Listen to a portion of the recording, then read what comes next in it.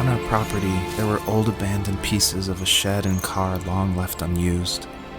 I used to ask him all the time who those people were that left all this junk, and I'm sure he got so tired of hearing it that he made up some elaborate stories how a brown bear ate them and haunted the woods afterwards.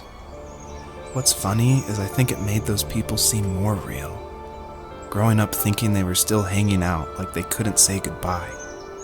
I used to tell my friends how I could swear I saw spirits move near the water, and that always freaked them out. I guess it didn't bother me, because the way I saw it, they were normal people with old cars and sheds, just trying to figure out how to survive and be happy in the middle of nowhere. It was a cool thought that they didn't want to leave, but I was a weird kid. Well, you had good company since those ghosts like living in a place where they were brutally devoured.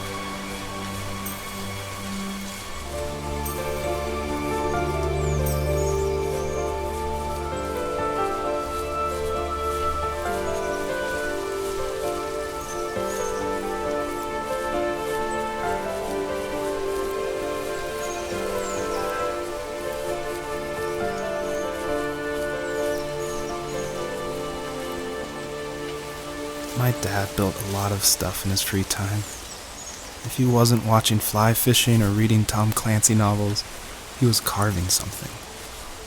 He made tons of birdhouses. Not that he was into bird watching, but I think he really missed working and adding on to the home. If he couldn't afford the time to build onto our own house, he would have to settle with watching birds move into their little homes. We kept an old mattress in the bed of that ugly yellow truck, so we would drive it deep into the woods and then watch the birds fly into their houses while the sun set. Usually it was accompanied by venison jerky or a cold Coke, but not a lot of talking, which is how we both liked it.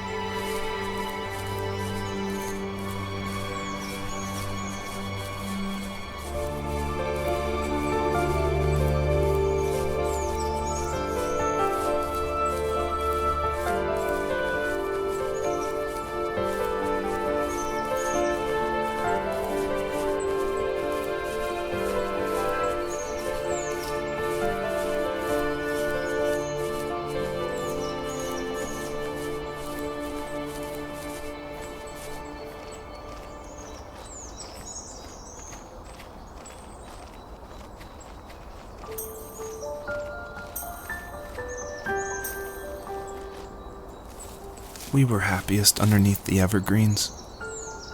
We decided it was time to finally map out the hundreds of acres we lived on just to pass the time during the summer. He was only free in the evenings, so I would spend the day wasting time on dial-up internet and sketching, and then we would rush into the woods, pen and map in hand, before evening fell.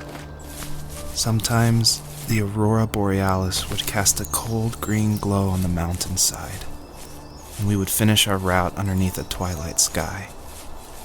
Sometimes I was lonely during those summer days, but there was comfort in the routine. A lot of teenagers aren't looking for the daily grind, though.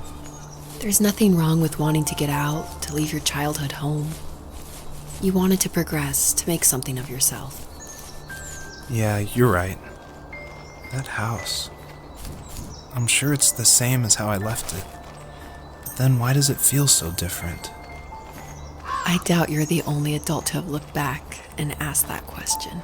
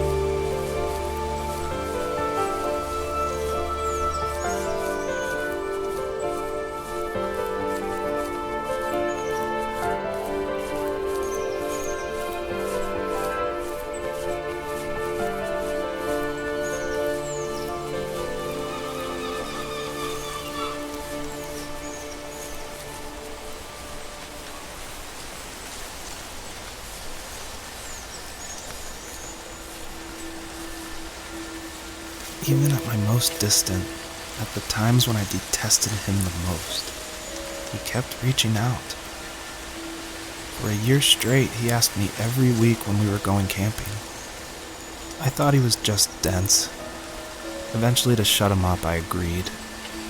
We carried out the worn lawn chairs from the garage and set up a cinder block campfire at the site we'd always used behind the house. We walked down the mountain path, talking in the warm sunshine we only got a couple months of the year. Those 3 obsidian rocks shimmered alongside the shore, almost like sparklers pressed against a dark window. I'll never forget that wet stone on my feet, or how those massive mountains looked even bigger in the lake's reflection. I felt small, but grateful. As the sun set, my dad found something I hadn't seen for a long time. The tree where I'd made my first carving when I was 6. I hadn't even carved it. My dad had helped me, but I still called it my tree. Something about seeing my name there made me open up, and we talked about everything that night in that old camouflage tent. I told him how much I loved sketching and design, and how it would be a dream to study architecture in Seattle. I told him how I didn't get along with my friends much anymore, but that I didn't mind being alone. He told me he was there for me, and he joked that if all he had to do was write my name on a tree to finally get me to talk, he would have left me carved logs with novels on them in front of my room every morning. I don't know why it took me that long to realize it, but it was then I knew how much he had sacrificed for me.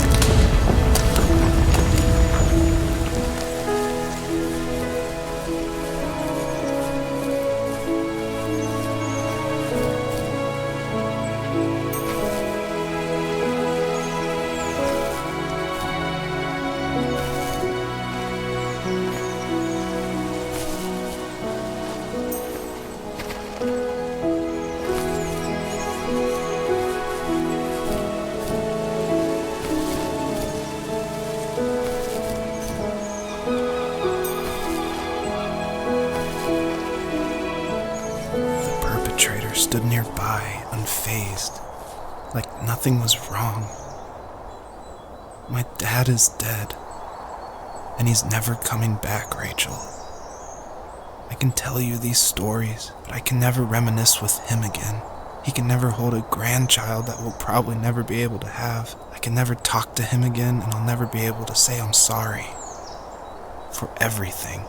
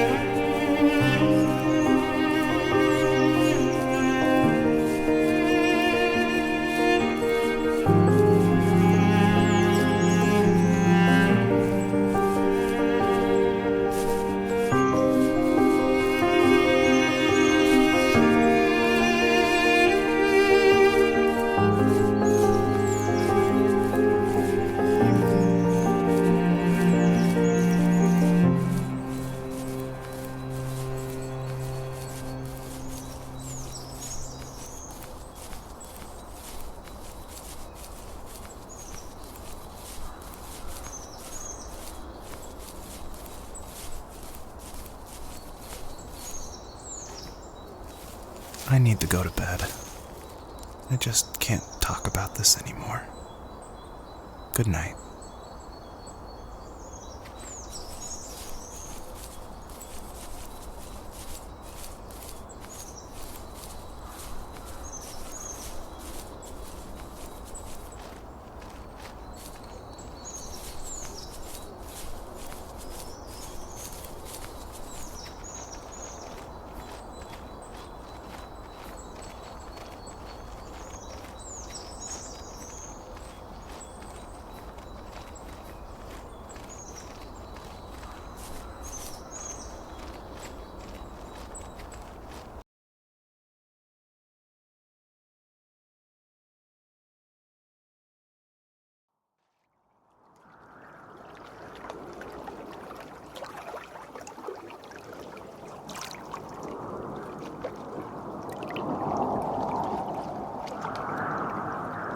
But I'm here for you. You don't need to feel so lost. Joseph, have I ever told you what my mother was like?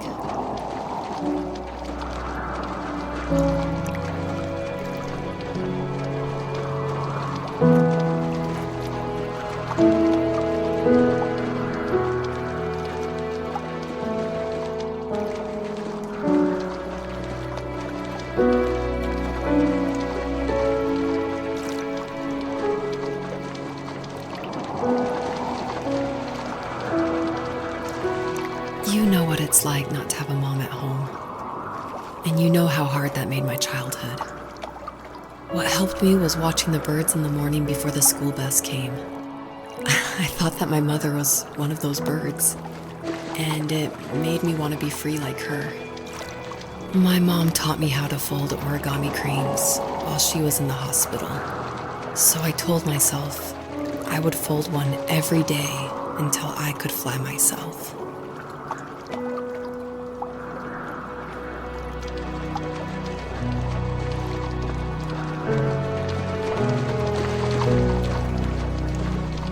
I think we both have always loved animals, and for me that love started with a dog. Sometimes this Rottweiler would come up to our property line and wait at the fence for me, but only once in a while. I was sure to check every day immediately after school, and it usually ended in disappointment. I would even steal money from my passed-out dad just so I could buy these off-brand dog biscuits. Even when she did stop by, she never went beyond the fence. Why was she so scared?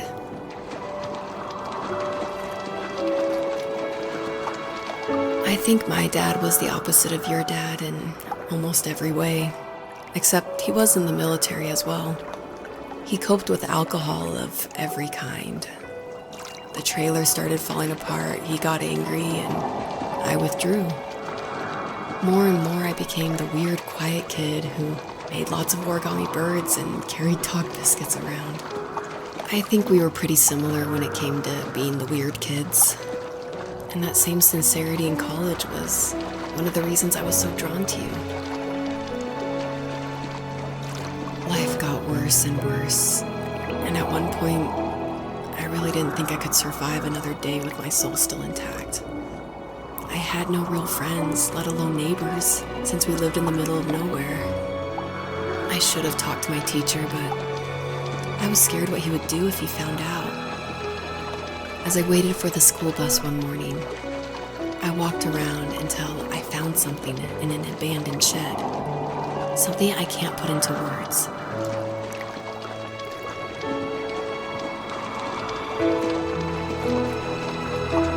I summoned courage I didn't know I had, and I broke into my dad's room and found the key to the shed where he had locked my bike. I'll never forget that feeling. The wind rushing by my ears as the sun rose over fields of wheat. I was flying for the first time. I biked as far as my legs could take me until I found a house that felt friendly and that felt like home. Those strangers helped me in so many ways. And if it wasn't for them, I wouldn't have found my foster family. And if it wasn't for my parents, I wouldn't have met you.